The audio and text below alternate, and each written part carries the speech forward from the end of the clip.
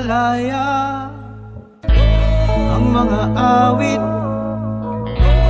na naglalakbay sa hangin, umiihip. Sana'y maintindihan, pag ito'y dumating ay may damdamin, may bilin.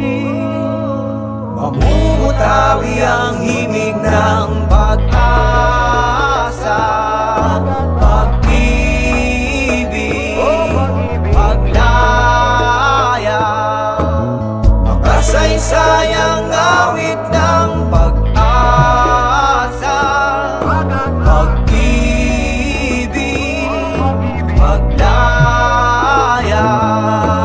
Ang musika sumasalamin sa damdaming maligaya't nagpapadama ng pighati, kung minsan ay kumikiliti sa isipang naglalakbay sa kawalan. Nagpapahayag ng saloobin ng manunulat na nais maglathala ng mulat na kaisipang sumasabay sa bagsak ng instrumentong nag-aayon. Ang kagawaran ng sining na nagsasalaysay sa mga napapanahong pangyayaring pumupukaw ng pansin, di para lilangin ang diwang nangungulila. Mamumutawi ang himig ng pag-asa, pag-ibig, paglaya, makasaysayang awit ng pag-asa, pag-ibig, paglaya.